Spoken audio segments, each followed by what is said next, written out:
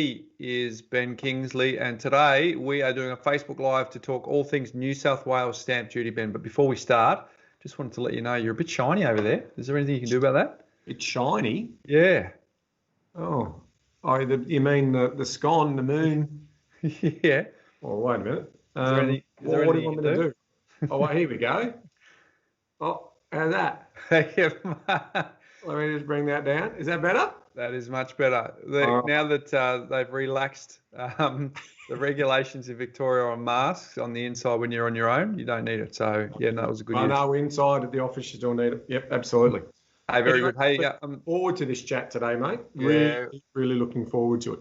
Yeah, we thought we'd go to about 1:30 today. It's 1:53, and that's the beauty of work from home technology challenges. But stamp duty in New South Wales, there's also been some changes in Victoria. We might do some cursory conversations around that towards the end, but we really wanted to focus today on a couple of things. Backstory around the change, talk a little bit about the strategy of why the change, maybe some pros and cons. Yeah. And we'll bring it home with some examples of where it apply, who it apply, and what impact it will have on people. So we've got a bit to chat about. But first of all, I think we should sort of lead, Ben, by saying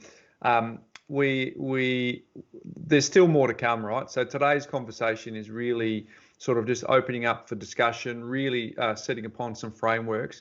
We want to invite some conversations from the folks. So I'd love for people in the chat here just to let us know if you are in New South Wales, and let us know if, based on your understanding, if you are in New South Wales and you're about to purchase in the looking zone for purchasing a property, early indications, which side would you like to be? Would you like to be the person who pays lump sum up front, or would you like to be the person who takes advantage of the deferral, the property tax, which allows you to pay a little bit over time? So we're not going to hold you to it, folks. Put your details in the comments. Just let us know, based on the understanding that you have right now, which option would you do? And then maybe we might call again at the end, Ben, after we've had a bit of a discussion. But interesting conversation. Why don't you kick it off with your opening thoughts? Well, I mean, the backstory is, and the reason why we want to spend a fair bit of time on it, it's the biggest property tax reform that we've really seen in 150 years. I mean, it was, Stamp Duty New South Wales was introduced in 1865.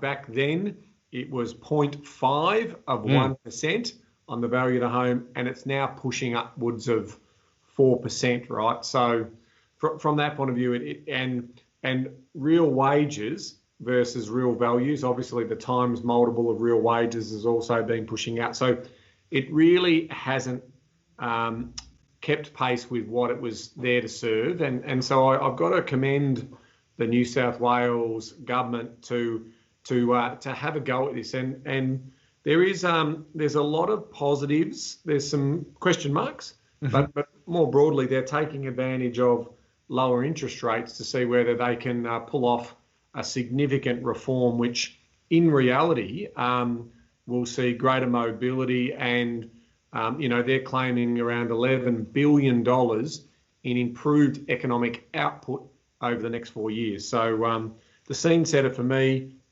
was around that, and I think the world has changed. I mean, the other data that they quoted in there, that we're going to have 17 different jobs across 5 different careers throughout our working life. So this will, if it does encourage mobility, and I always think big picture here. As a property investor, I wear that hat. But in terms of what I see for the broader economy, if it's going to sort of generate these 75,000 jobs over time and broaden the economic base and the economic output, then I'm all ears to sort of see, how the program works.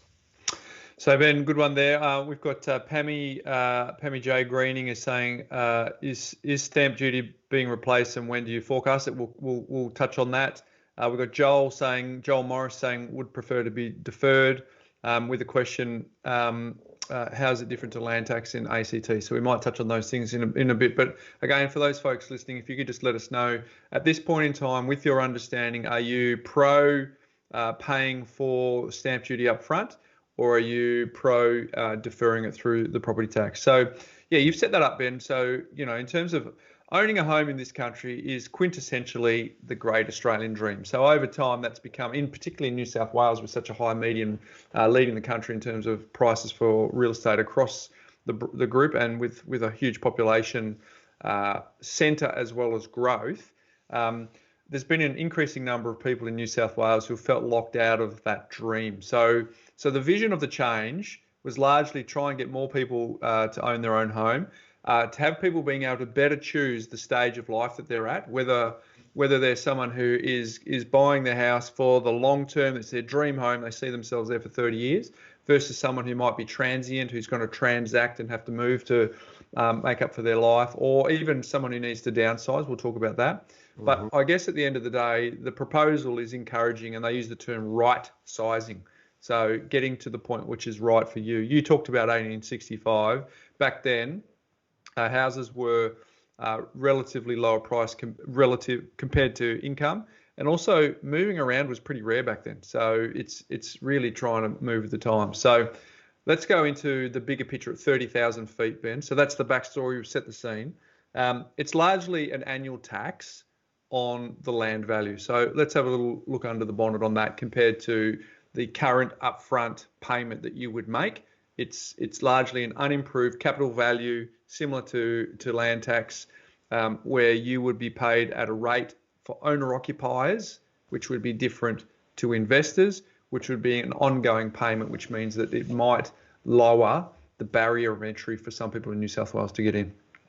Yeah, so let's work through those numbers. So how they're treating it is it's removing stamp duty and also removing the current land tax provision that's currently in place. So owner-occupiers would have to pay it, and it's $500 plus 0.3% on the unimproved land value.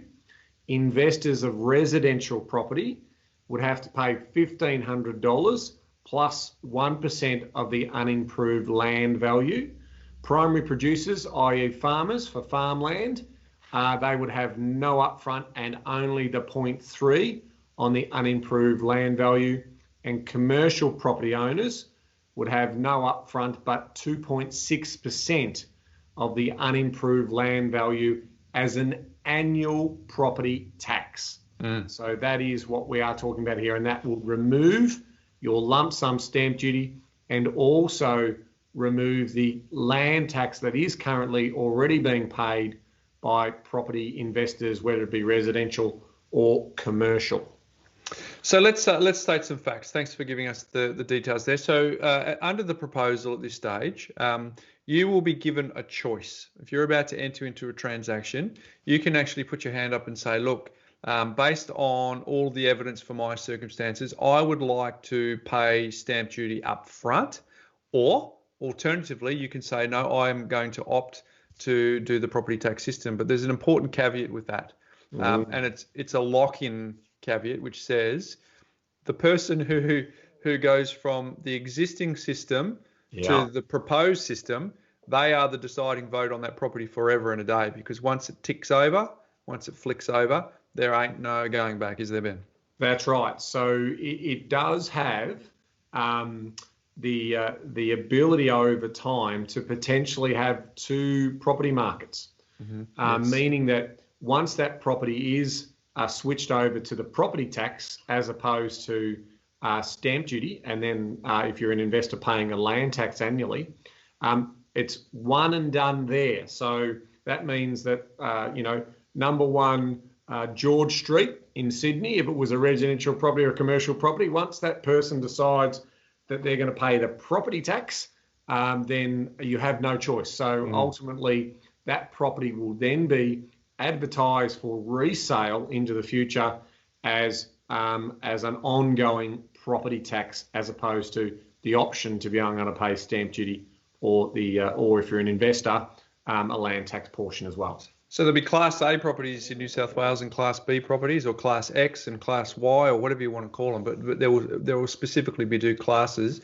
and it'll be interesting to see, Ben. And we don't have all the answers at this point in time because we still need more information. But it'll be interesting to see how those particular markets perform depending on if you're Class X or you're Class Y, and in which suburb and which preference people have. And are you more like a firsty suburb where people would actually prefer to have that, or are you an investor who prefers to pay up front? All those sorts of things, which we can get to. But go on. No, Bryce, and what's different about this is, so stamp duty is paid on the transferable value. So in other words, if you buy a house worth $1 million, the house might be $400,000 and the land is worth $600,000, you still pay stamp duty at $1 million transfer fee. In this proposal, the percentage of the annual property tax will only be paid on the land portion. And that in itself then triggers interesting conversation around the behaviour of future buyers about the interest in land versus, say, if you've got a high-rise, Bryce, the interest in, holding, 1/10 of a land value as opposed to owning the land outright as part of that transfer. You make a really good point there, don't you, Ben? Because if you're in a house on a quarter-acre block which has an unimproved capital value that's higher than, say, you buy in a high-rise where the unimproved capital value of your portion of your unit entitlement and you're one of 600 or 400 or 300 apartments, that could also come into your thinking. And anyone who listens to our podcast knows that when it comes to medium density living, we are very specific about the types of property that we suggest people get into. But we've also highlighted that Sydney, roughly 1 in 3 live in an apartment. In Melbourne, 1 in 4, and in Brisbane, 1 in 5. Roughly, right? So don't quote me too much on that. But just to give you an idea of a third, a quarter, and a 20%, right? So there may be an opportunity for people in a particular asset class within a particular location. So you can see that there is no one size fits all. It will need to be horses for courses, and it's part of the plan for this program to seek some consultations so that they can actually take on board any of the blind spots that might appear. Yeah, there's no doubt that, if I'm a marketeer seller of a medium or high density property, I'm potentially going to encourage the investor community to consider paying the property tax, because in a sense, I'm actually getting a tax deduction, because if I paid the stamp duty, that is a significant amount up front. And if I'm, so if I'm being wooed as an investor, there may be a focus towards investing in that style of accommodation for a rental return as opposed to a capital growth return. So it is going to be fascinating in terms of how the consumer responds to that messaging, because we've said it all along that under the current regime and the current rules, we've never seen value in investing in medium and high density accommodation. This may be something where if it drives a lot of demand, well, could that be a point where investors are going into that marketplace? I mean, one thing we've got to understand here is that investors are a third of the market. So with that in mind, what is their behaviour going to be like compared to looking elsewhere? So, folks, I see quite a few of you here with us live. So thanks for that. Give us a thumbs up if this is actually helping you. Put a question in the sort of some description in the details. Thank you for all those thumbs up. Beautiful. Let us know yes or no of all of you that are watching right now. Yes, if you are about to buy property in New South Wales and this is really poignant to you, or no, you're actually just a interested observer. So yes, if it's going to affect you, and no, if you're just an interested observer. But we've got some queries here. Matt Bishop is saying, on that case, lump sum is for me. Jane Tiddy is saying, stamp duty is an outdated tax. It's just more theft from the people by the government. There we go.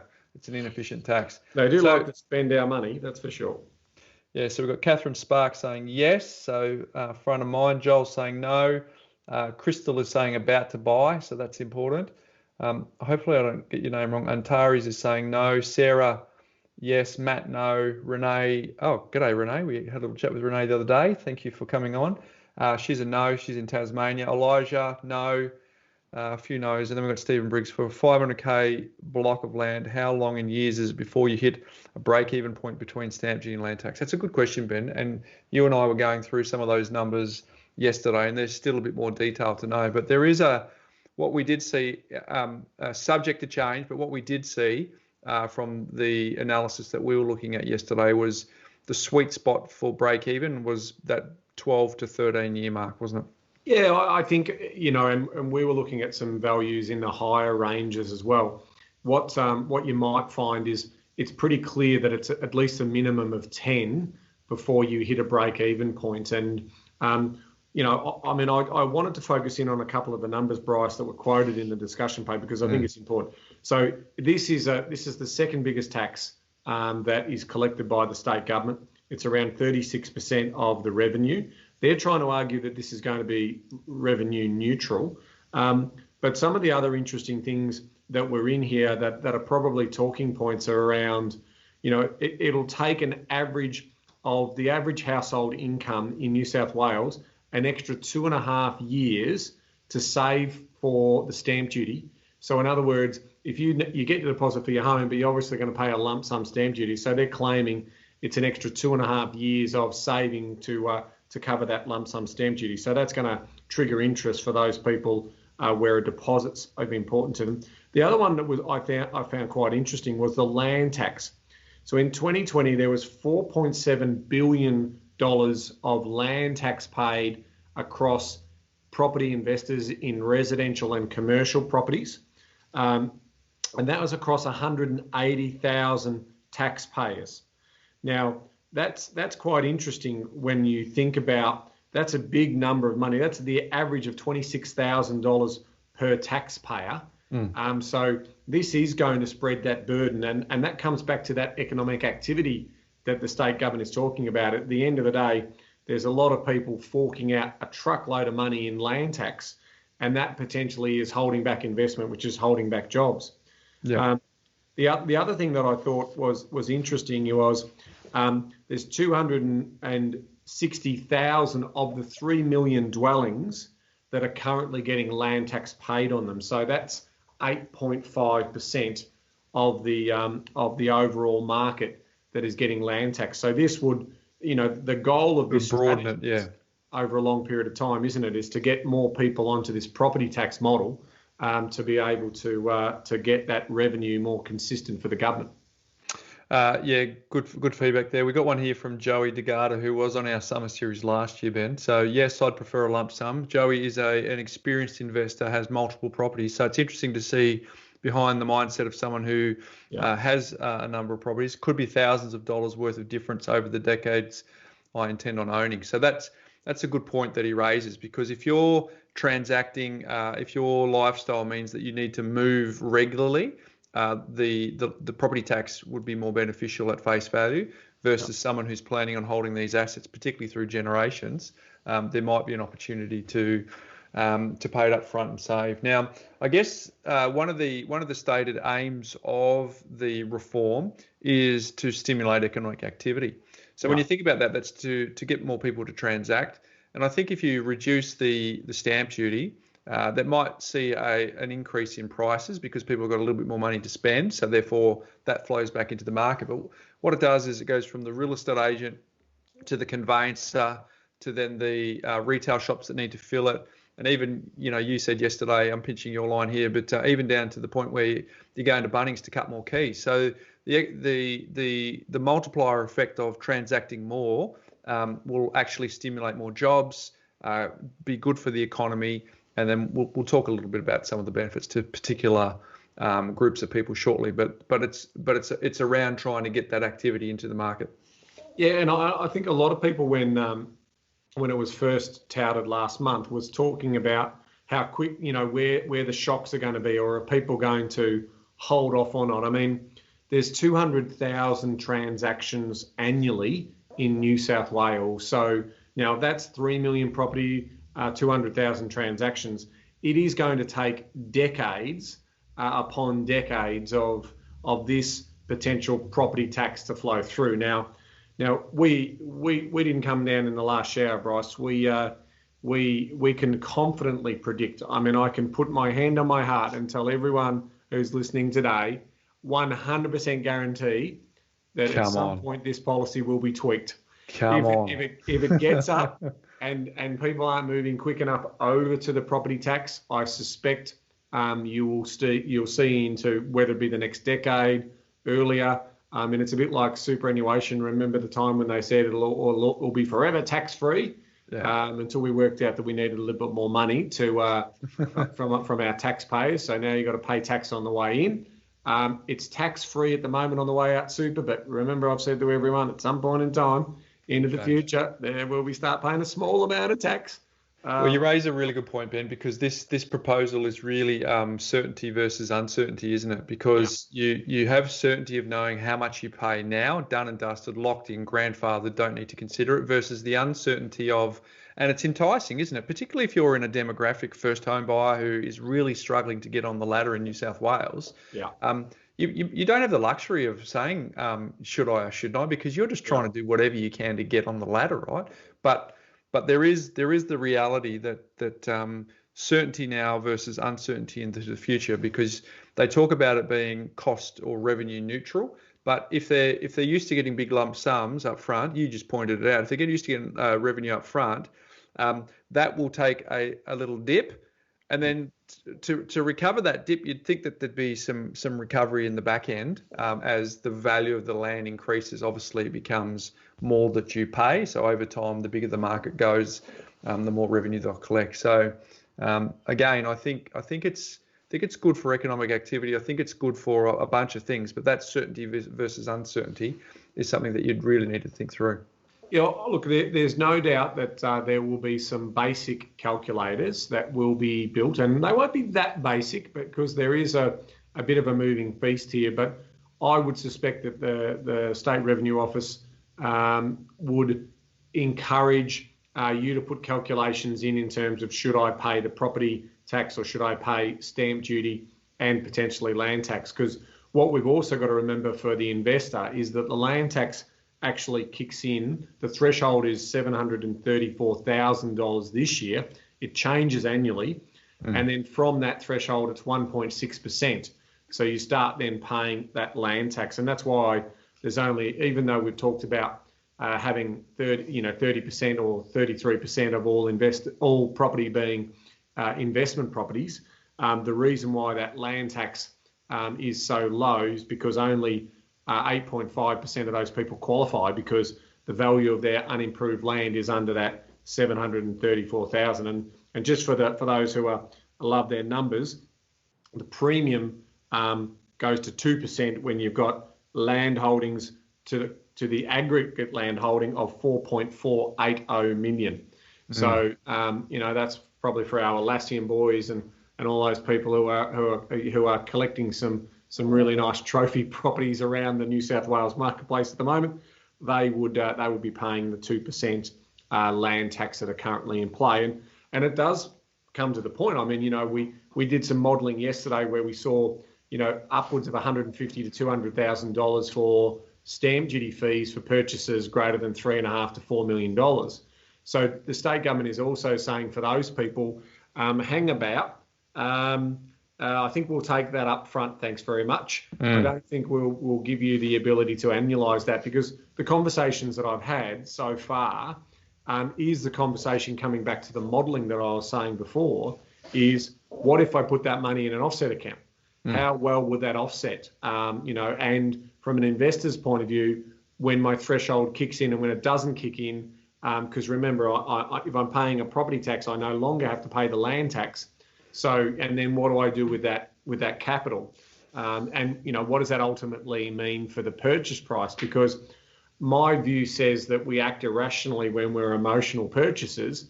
So if I've got by way of example, $1 million property that I'm sitting there bidding on, and I know the stamp duty is $40,000, am I going to have another $10,000 bid price? Am I going to have another $5,000 on top of that, and then it moves? So am I actually factoring that into what I can afford to pay? These are all the fascinating elements of studying human behaviour, and that's why we're sort of still sitting on the fence a little bit in terms of what we think the impact will be. But I think if people want what they want, I mean, if 70% of the population are saying, I don't need a deposit and I want to get in sooner rather than later, I suspect it's going to, put some pressure on property prices more generally than not. Yeah, we've got one here from Joey saying, is there an argument to be had to have the option to choose throughout? Why couldn't it theoretically go from land tax to stamp duty back to land tax? The answer is under the proposal there isn't. You'll lock it in and then it'll be grandfathered, and that's because they'll obviously recover the change that they give up at the beginning. They'll recover that over the journey. So, Joey, at this stage, there is no plan for it to be able to go back and forth. Joel Morris has said another hit to the investor with the higher tax percentage compared with owner-occupier. Will the tax increase over time as well? I bet it will. That's true. Like it's really politically, it's easier to penalise investors than it is to homeowners. But I'm interested to hear for those folks that are still with us. Do you prefer the certainty, or are you happy to take the uncertainty of going forward? Would you be faced with the dilemma of it's enticing now versus being concerned about whether or not it would change over time? So let us know in the comments, because I am seeing those. I can read them out as we go along. But Crystal, will land tax be removed for all? What happens if you have to pay land tax on pre-existing properties and then choose to defer stamp duty on future properties? Yeah, so it's a good question. No, so you won't have aggregated. So if you buy an additional property and you're already paying land tax on an existing investment property in the state of New South Wales, this will not add to that.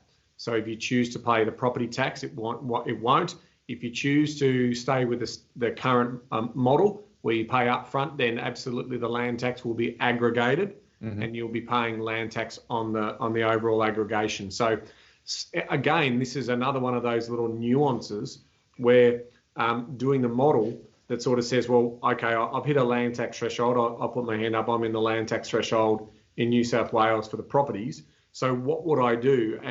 And this is going to come down to, the modelling that we've done so far suggests that if you can afford it, at this stage, it's crazy not to, and you've got a long-term horizon, it's crazy not to take a lump sum and model that out. So, but if you're buying very entry-level properties in, say, I don't know, a really remote town, Broken Hill or something like that, where you're getting a really high yield, but the land value out there is quite low, there may be those small percentage exceptions to the rule that might argue that you would do that, because you might be in Broken Hill market, or you might be in these markets for the short term, i.e. 5 to 10 years, as opposed to the long term, because the same argument applies, we think, Bryce, in terms of, if you're holding an asset and you're going to stay in that property for a significant period of time, you are going to keep putting your hand in your pocket, and at some point the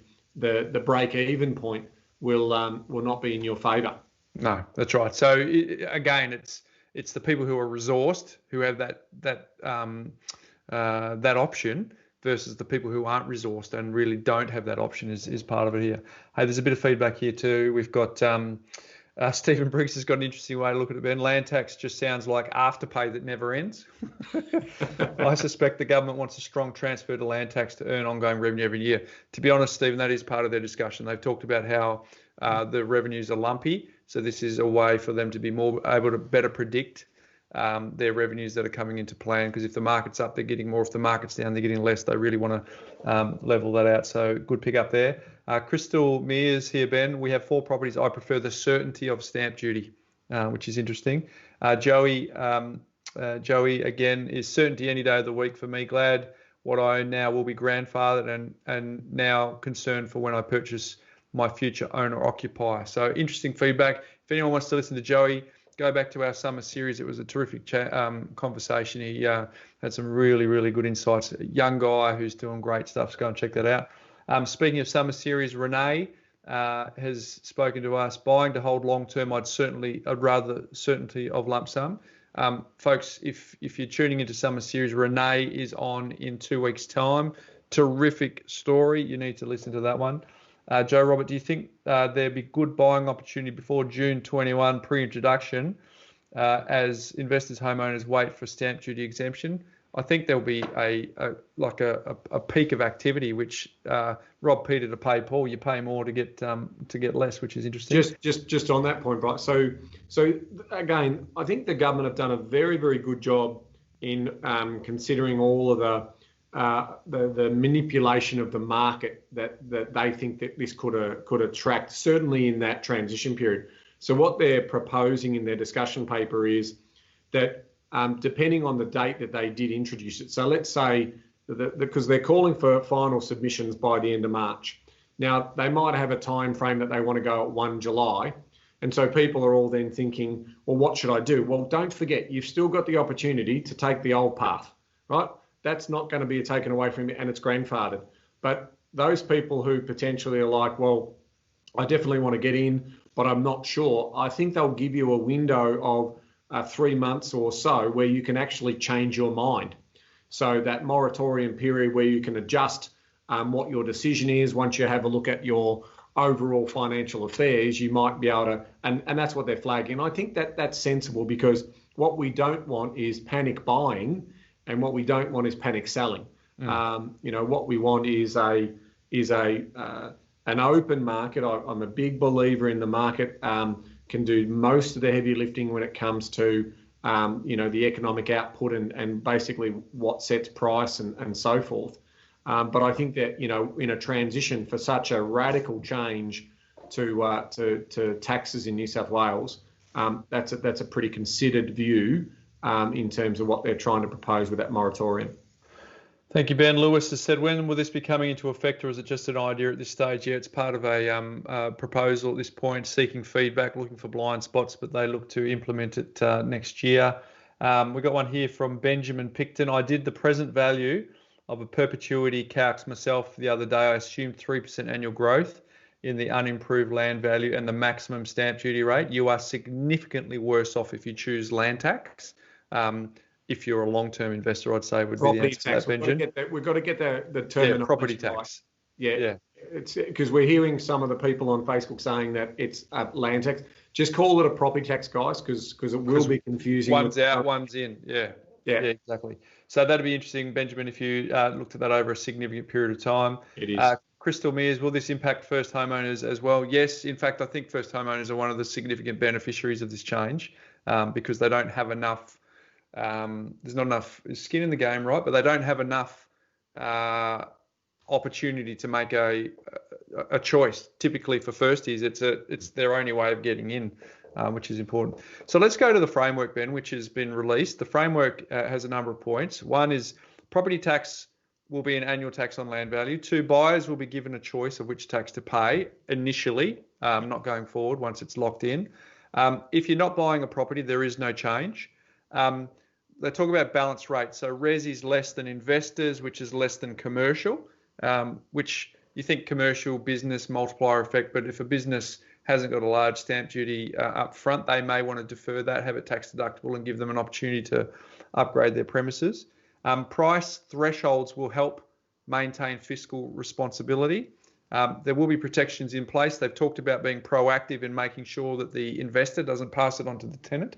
I'm a bit sceptical on that one myself, Ben, because I find that's very difficult. If a business has increased costs, they usually put it into their prices. So why would a landlord be any different? But I'm sure initially there would be a fair bit of deterrence for that. But over time, I can't see how that'll happen.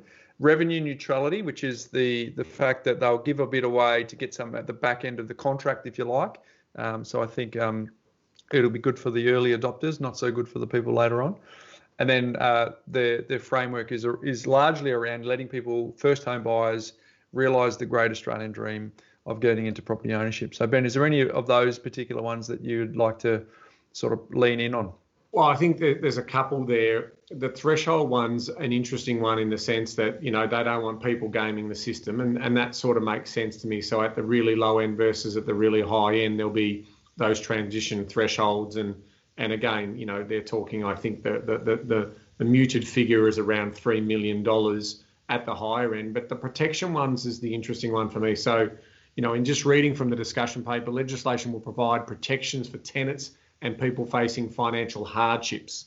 So tenants could be concerned about the effects of property tax on rental prices. In the near term, landlords who opt into the property tax will usually do so because it would lower their tax. And what they're arguing there is that the stamp duty is a tax, and so that lump sum, whereas most people just think about their annualised tax. However, or moreover, it says here, the property tax would be deductible for income tax purposes. Now that's interesting. Current land tax is not deductible, right? So you can, but they're potentially proposing in the near term that you might see this this sort of proposal for being able to claim the tax deduction on the property tax. Now they're sort of saying deductible for tax purposes. In the long term, removing stamp duty could lead to more efficient allocation of housing, increasing effective housing supply, and lowering rents. Well, the lowering rents, that's their argument in terms of lowering rents. But in the near term, the reform could also result in what I would say higher rents. They're saying lower rents, but the government could put measures in place for tenants and any short-term changes arising from property tax. This could include proactively monitoring the rental market, or, here we go, legislating governing the pass-through of property taxes to residential and commercial tenants. So that to me is probably the only concern I really have. I said to you before, Bryce, about I really like open markets determining how the marketplace works. So this is absolute manipulation of a marketplace, and they're basically, are they saying that the tenants won't have to get rental increases, even though the owner of the asset is experiencing an increase in costs? I just think that there's more to that story, and I'd like the government to be clearer about that, because I certainly wouldn't want to see any legislation coming into play where the government puts a cap on rental increases. That's not fair to all parties concerned, especially when there's an increased cost burden that one party might be paying. Yeah, well said. Hey, John Morris is saying could be another deterrent to the baby boomers looking to downside if a lot of properties end up taking up the new deferred payment scheme, as they might not want the extra lifetime tax in their retirement. More 5-bedroom houses only occupied by 1 or 2 people, which isn't good.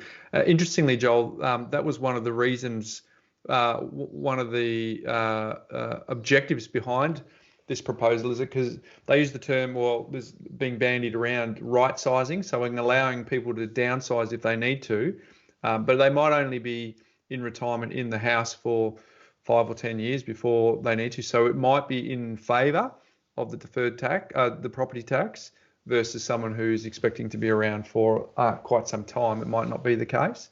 But yeah, right sizing, allowing people to downsize if they need to, because there's lots of big homes right now where there's a big deterrent for anyone who might be in the 80s or 90s by moving out of that property to get into another one, because there's a big lump sum that they've got to pay for stamp duty. So that might be an opportunity for them. But also, as we said before, people who are transacting more regularly will benefit from that. So that's the framework, folks. Pros and cons, a couple of pros. Ideally, it will boost home ownership, give you the opportunity to live where you want, when you want, and that's more around that short-term transient. Someone works in Perth, then they've got to go back to Sydney, and then they've got to up to Queensland or something like that. Allows them to not be fiscally penalised with big stamp duties. Stimulate economic recovery. It's good for apartments, which we talked about before, given the unimproved capital value could be low. Great for selling agents, Ben. Nice little bonanza if they've transacting everyone down the chain from selling agents, and then tax deductibility. The big con for us is at this stage is not set in concrete. Yep, if something gets introduced now, but it may be subject to change. So, anything you want to add there, Ben? No, and I think the other con for us is if we put our investor hats on, we're just got to be careful in terms of what sort of protectionism that they think about the tenant. Well, also think about if you want to get that stimulus in the economic activity and the investment. Well, mum and dad investors do a tremendous job in terms of how they are investing in providing that accommodation. So we saw that the Labor Carr government, I think it's sort of 2005, 2006, I think it was, introduced a surcharge for investors on stamp duty, and that just basically led to that investment going interstate. And I think that is something that is going to be the missing part of the equation that's very hard to measure about borderless investing. New South Wales versus the rest of the country. Yeah, I do see this as being, again, looking at on balance and looking at all the reviews that have been done here. This is pro-economic activity, pro-positive state gross domestic production and output. So on the whole of it, if I'm an owner occupier, I think it's a great story. I'll probably still pay it up front if I want to stay in that house for a long time. But what is the investor going to do? Are they going to shop around in Queensland? Are they going to shop around in Victoria? And so that is the interesting conversation that I'm keen to see what the interest of the Labor government here in Victoria has about introducing it. I think it'll make sense in Victoria at some point, but the other states I'm not so sure about just yet in terms of how well it's adopted and taking a longer term view, because one of the things that if 30% of the demand comes out of your marketplace, even then that might put a spanner in the New South Wales government's plans about how they set this policy up, because as we've said, it is not one and done. This policy will continually be tweaked once we believe it will be introduced next year. Folks, for those watching, give us a like if this has been helpful. Maybe tag a friend in the comments who you think might benefit from listening to this. We've got another one from Joey, Ben. I think it's interesting. What are your thoughts on this putting even more pressure on the blue chip investment grade properties? Those with heftier budgets may be more inclined to opt in for the lump sum. If there are two markets running in parallel, this may make those premier properties even more expensive as there's less supply. That's a good way to look at it, isn't it? Because you could have, I don't know, let's a very significant market where people can afford lump sums, and then that becomes attractive to people who are, the rich getting richer in that particular part, and then the people who are lower fiscally able to afford the lump sums. It might create sort of differentiation in areas and suburbs for that, because you might find that people do want to chase the properties that do have the opportunity to pay it up front, and that might be in concentrated clusters, which puts pressure on demand. That conversation and where it's going in terms of trying to understand buyer behaviour. The counterbalance to that, and what they're hoping will be argued, is that widower who might be in that 4-bedroom house, and they're, from their point of view, they talk about, its most effective use or most productive use or best valued use, and that is that widower shouldn't stay in that 4-bedroom house in that dream area. And what has been a deterrent for them to downsize has potentially been this lump sum. And if they're, at the end of their lifespan and only have 10 years to go, the reality for them is paying this huge stamp duty to even downsize to $1 million property from a $4 million or $3 million property in Sydney, as an example. There's no incentive for that. This may be that catalyst for that incentive, but more broadly speaking, I think on balance, it's going to make land more valuable in the Sydney market, I think, over the medium to longer term, because more people to be able to buy without a deposit or whatever could introduce that pressure in that sort of mid to upper market, is my initial read on it, without sort of doing any scientific analysis. All right, so let's have a look at target audiences. So there's a few examples here. It's not everyone, but there's a couple of things to keep in mind. So first group of people not planning to buy a home going forward in New South Wales, no impact, because it's only for people who are transacting property. Nothing to see here. Those planning to buy their first home in New South Wales, there is an impact. One, you could be given an incentive via a grant, because at the moment you get stamp duty concessions. So that might be traded in for a grant, but it also then gives you an opportunity to make the decision. Will I actually pay lump sum, or will I actually defer? And we've obviously been talking about that. If you're planning to buy your next home, you might be a mobile family, which we've talked on a couple of times, Ben, or you might be an empty nester, which we've chatted on. So if you're planning on moving into another property, this may have upside or downside, depending on if you're going to be in it for a short time or a long time. So that's a category of people. Another category of people who are currently renting. And if you are renting, there will be no impact because you're not buying. And in theory, you're not going to get the cost passed on to you, which is interesting. But it also, if you are a renter and you were thinking you were being a renter for life, this may open up a window of opportunity where you think maybe I can get onto the property ladder in what is arguably the largest market in the country. So interesting. And then, of course, the other category is those that are planning to invest, Ben. So there's obviously a decision to be made whether it's deductible or not, whether or not you would buy into New South Wales versus being borderless, as you mentioned before. And then the other category I can think of, let me know if I've missed any from your point of view, Ben, but if you're planning to buy a commercial property, clearly that's another category of folks. Yeah, I mean, I think, look, there's lots of comments around commercial property and the expensive land tax anyway. So this property tax may reduce that burden a little bit for them to reinvest or to create jobs by doing so. I think that the sort of 30,000 foot view of this for me, Bryce, and we had one of our Facebook attendees today talk about it, and that is the longer you're staying in the property, this idea of paying an annual tax is not a good idea.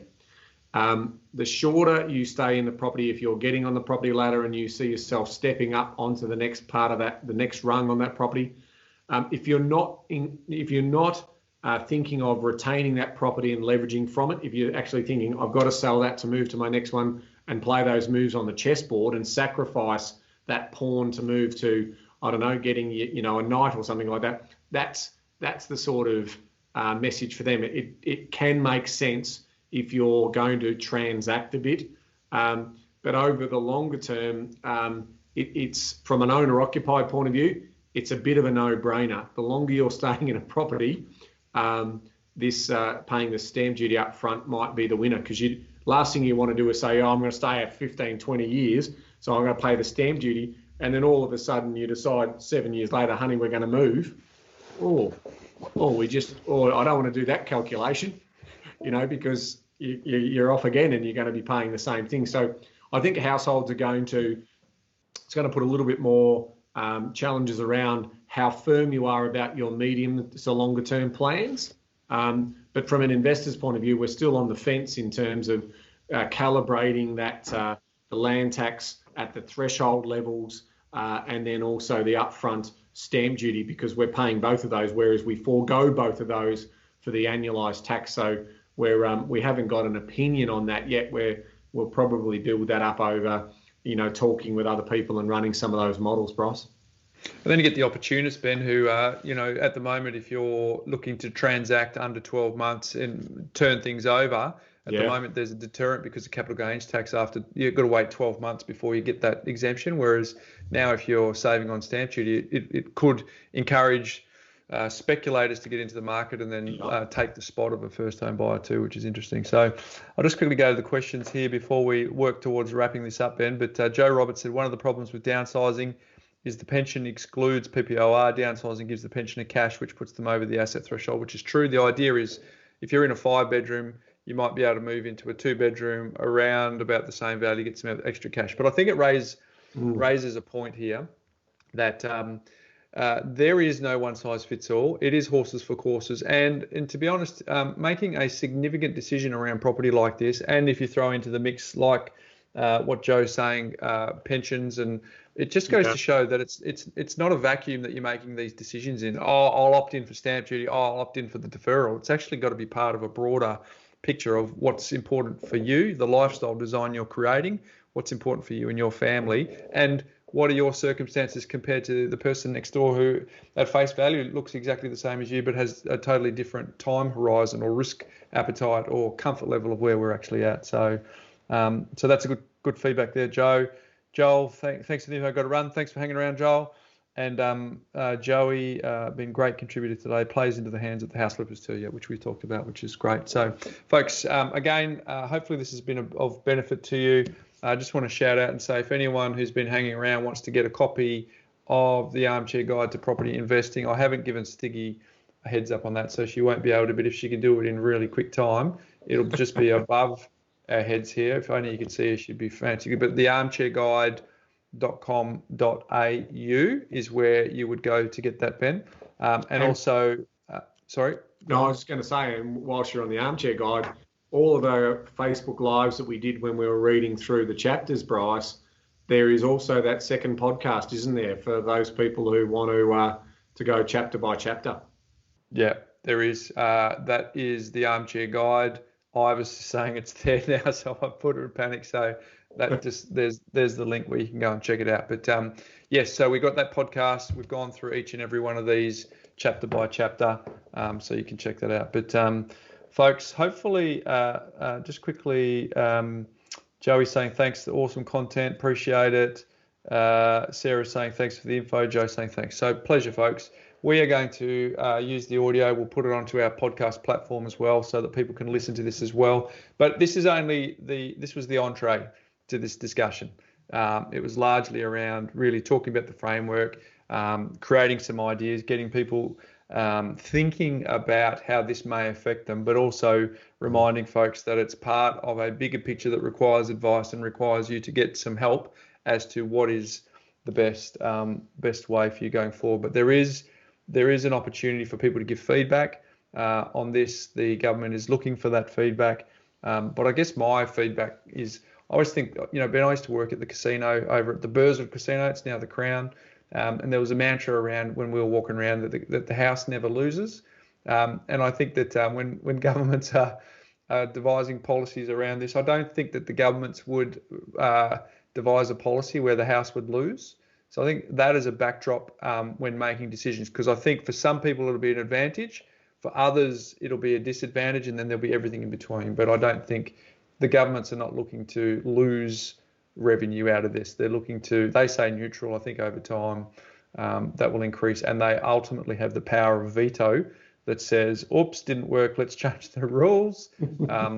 Because we need to collect a little bit more cash to pay for those roads and everything. So, but any finals for you, Ben, before we wrap it up? Oh, probably something that's just come to mind after this, great discussion is, people who are buying owner-occupied homes now in New South Wales do need to do some tax planning. So I do see that potentially coming into the play. I mean, we've always talked about you should be considering what is the next move and thinking about your medium and long-term plans. If it is just one property you're buying and you're not one and done and you want to keep doing more, there is tax planning around offsets and so forth. But now it's real tax planning.